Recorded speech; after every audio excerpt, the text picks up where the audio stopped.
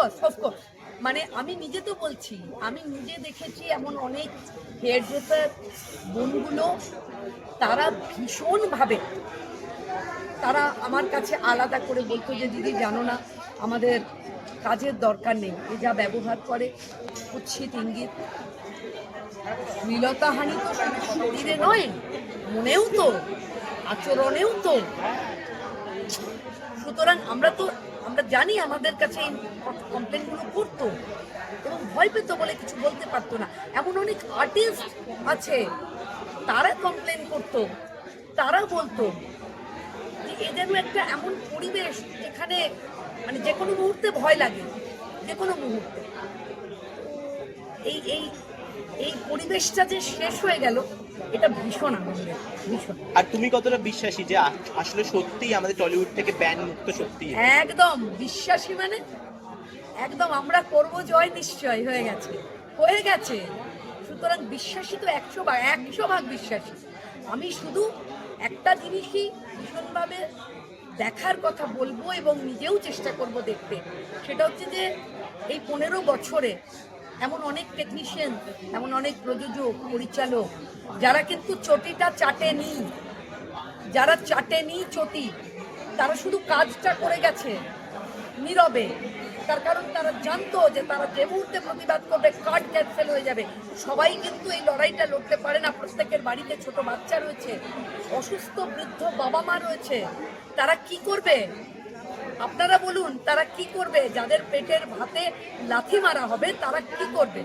তাই সেই মানুষগুলোর কথাও কিন্তু ভাবতে হবে যে যারা হয়তো এতদিন নীরবে সহ্য করেছে, নিশ্চয়ই সেগ্রিগেট করতে হবে। যারা বলেছিলেন 2021-এর পোস্টপোল ভায়োলেন্সের পর যারা বলেছিলেন যে রগরানি দিবস, নিশ্চয়ই তাদের ক্ষমা করব না, নিশ্চয়ই করব না। যারা নানানভাবে যতবার ভারতীয় জনতা পার্টির কোনো কথা, কোনো মন্তব্য, তাকে অত্যন্ত অসম্মানজনক আচরণ করা হয়েছে, এবং যারা ভারতীয় জনতা পার্টি মনস্ক শিল্পী, কলাকুশলী, তাদের সাথে অত্যন্ত দুর্ব্যবহার যারা করেছেন তাদেরকে নিশ্চয়ই চিহ্নিত করা হবে। কিন্তু একটা অনেক সংখ্যক টেকনিশিয়ান, আর্টিস্ট, পরিচালক, প্রযোজক কিন্তু তারা নিরুপায় হয়েছিল, মাথা নিচু করেছিল, তাতে দাঁত চিপে কাজ করে গেছে, প্রতিবাদ করতে পারেননি। তার কারণ রুটি রুজি একটা ভীষণ জীবিকা, একটা ভীষণ বড় প্রশ্ন, যে লড়াইটা সবসময় লড়া যায় না। তাই সেই শ্রেণীর মানুষগুলোরকেও কিন্তু সংবেদনশীলতার সাথে ভাবা উচিত, ভাবতে হবে, এটা আমার মনে হয়। দিদি, মন্ত্রিত্ব পাওয়ার ক্ষেত্রে কিরকম মানে মনের একটা ইচ্ছা রয়েছে বা কিছু রয়েছে? এইটা আমার কাছে এই প্রশ্নটা আমি ঠিক জানি না। মানে আমি ভারতীয় জনতা পার্টির একজন অনুগত সৈনিক, আমি আমার দলের প্রতি 100% লয়াল। ফলে আমাকে দল যাদবপুরের মতন বিধানসভা টিকিট দিয়েছেন, আমি দলকে বলেছিলাম যে একদম জিতে দেখাবো।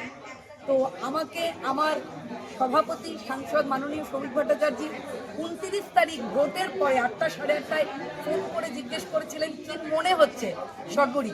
আমি বলেছিলাম 25 থেকে 30,000 ভোটের লিড হবে, আমি 28,000 ভোটের লিড হচ্ছে। তার মানে আমি একজন পড়াশুনো করা ছাত্রী, যে লেখাপড়া করেছিলাম, তাই আমার রেজাল্ট আমি আমার শিক্ষককে বলতে পেরেছিলাম। তাই আমি মনে করি যে দল যদি দায়িত্ব দেন মাথা পেতে নেব। দল যে দায়িত্ব যখন দিয়েছেন সেটা মাথা পেতে নিয়েছে। আবারও যদি দল দায়িত্ব দেন, যে দায়িত্ব দিয়েছেন, আমি 100% লয়াল টু মাই কনস্টিটুয়েন্সি। 3 লক্ষ মানুষের প্রতি আমি দায়বদ্ধ। আমি আমার বিধানসভায় কাজ করে চলেছি। যদি আরো কোনো দায়িত্ব আসে, একদম। আর দিদি, আরো একটা তো দায়িত্ব রয়েছে, অভিনেত্রী সর্বরী মুখার্জিকে তো এবার সকলে দেখতে চাইছেন। সেই আর কি, মানে এটা এখন মনে হচ্ছে যে আমরা সেই জায়গাটা তৈরি করলাম, যেখানে একটা সুন্দর আসন পাতলাম, যেখানে শিল্পীরা এসে বসবেন। আমি জানি না, নিশ্চয়ই ভালো ছবি করতে চাইবো, ভালো ওটিটিতে কাজ করতে চাইবো, কিন্তু রেগুলারের ধারাবাহিক তো মনে হয় না আর করা যাবে।